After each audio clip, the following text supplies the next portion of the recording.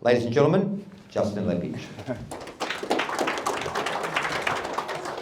Thank you, Richard. What a terrific intro. Yep, Melbourne Storm, unfortunate. That was a bad night for them, but the Tigers got up, which was really good. So, thanks for having me, and it's actually quite apt because this is round one of the AFL season, and this is the first weekend that I'm not involved in AFL football for 28 years, so it's quite a big day. I get to share it with you, so thank you very much for that.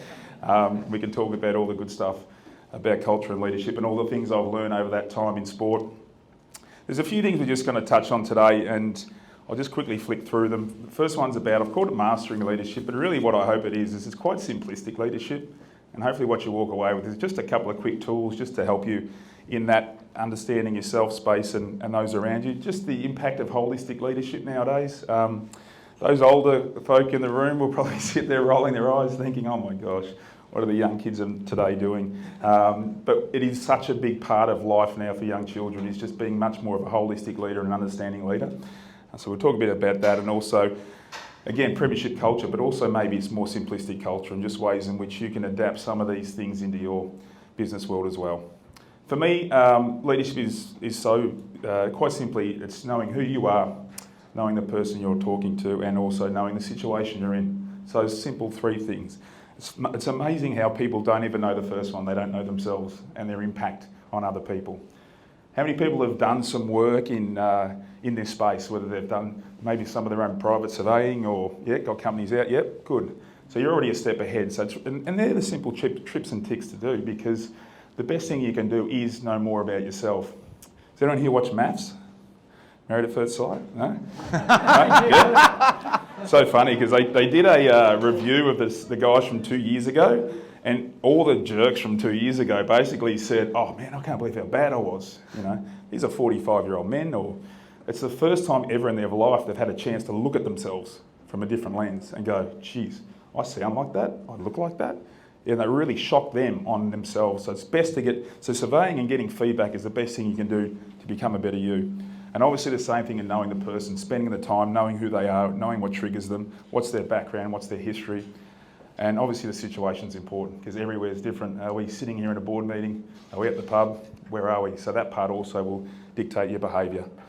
Basically, as people, all we want to do is feel good every day, every moment. That's all we really want in life, okay, is to feel good. It's really impossible. It's the panacea of life, but it's not going to happen. But that's all we want to do. So we've got to make sure when we speak to people, we want them walking away feeling good. Even if we have to deliver a bad message, we still want them walking away feeling good about the situation. Obviously COVID's a big one. Anyone know anyone that's made some silly calls during COVID, like leave a coaching career and start up a leadership company? Just stupid stuff like that? No? Yeah? Well, beautiful. There's a few of them around, so you're going to have to deal with this coming forward as well. What you're going to do in your workplace. There's a lot of people now. There was a survey that I know Bill Crichton mentioned yesterday that 100% of people don't want to stay home full-time. 30% want to come back full-time, and 70% want to go 3 days a week, okay? Everyone under the age of 35 wants to come back 3 days. Everyone over 35, got kids, wants to come back full-time. So that's a big situation to think about. Won't bore you with the styles of leadership, but there's three basic broad styles, okay? I don't like to use this too often because you're not all one of these. These are all just names for sets of behaviours.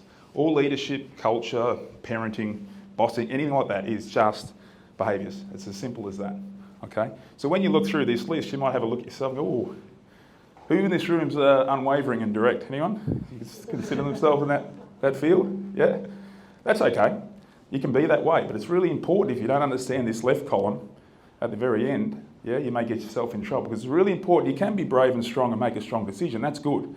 But if you don't follow it up with empathy and care, and maybe ring that person that night and explain to them the situation and what you did, they'll walk away a much better person and have more respect for you if you do that, okay? So it's good to be that, all right, but it's also, you've got to learn some of these skills here.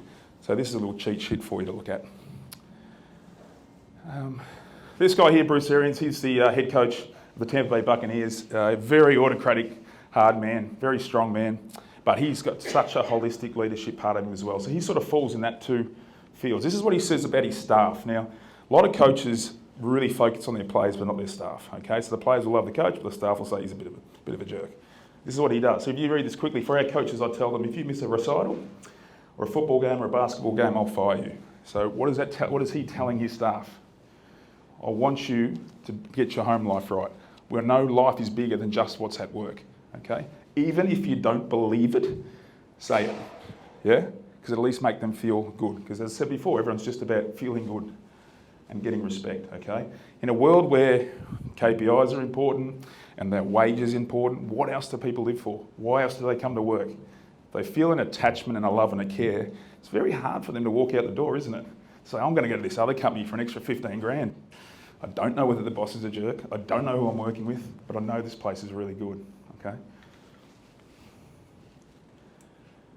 I've been lucky enough to coach some fantastic players, and this guy here, Bashir Hooli, devout Muslim, obviously very different again, all right? So when we're getting back to knowing the person, yeah? He wrote a book recently, and one of the proudest moments I had, and he got me up to, we were in the hub in Queensland doing the COVID thing last year, and he got me up and gave me a book. And this is one of the best things I've ever been given, yeah?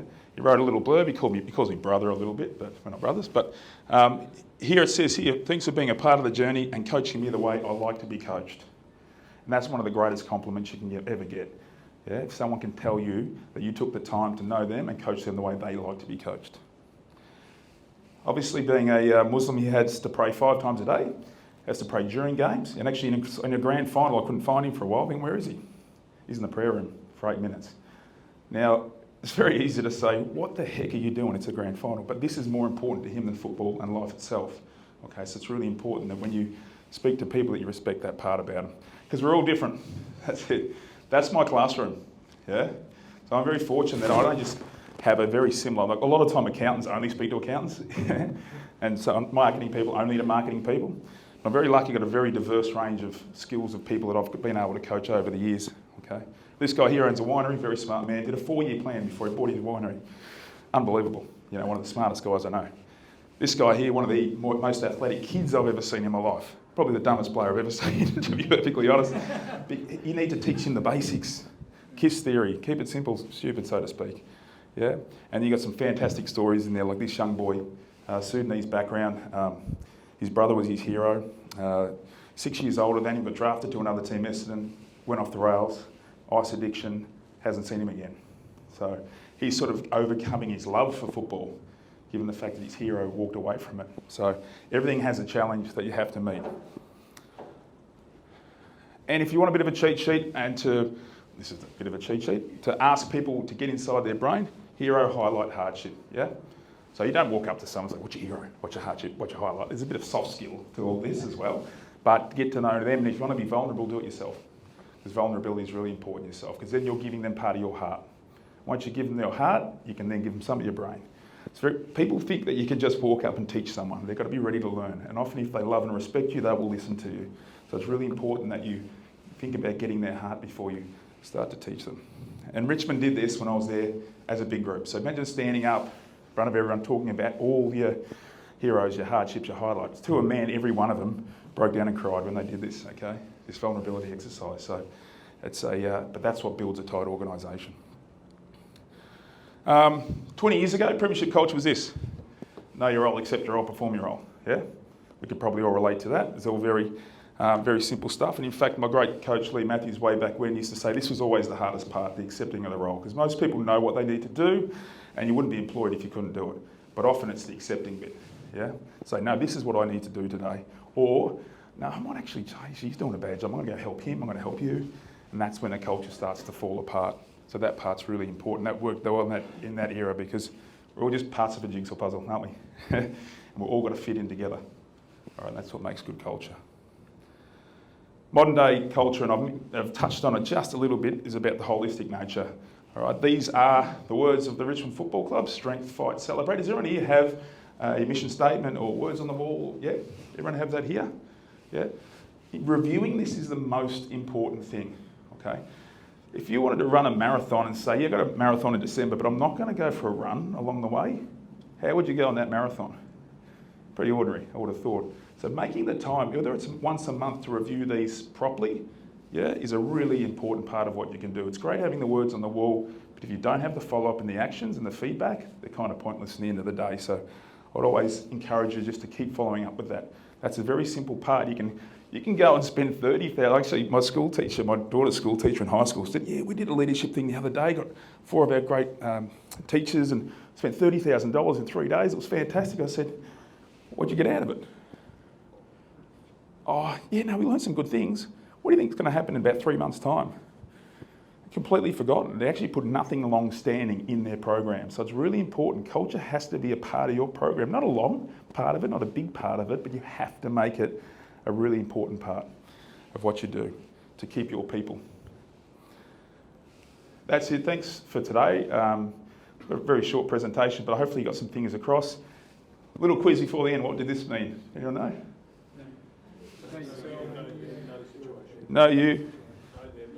No, you, know them, know the situation. Think about that in your head and just watch the circle.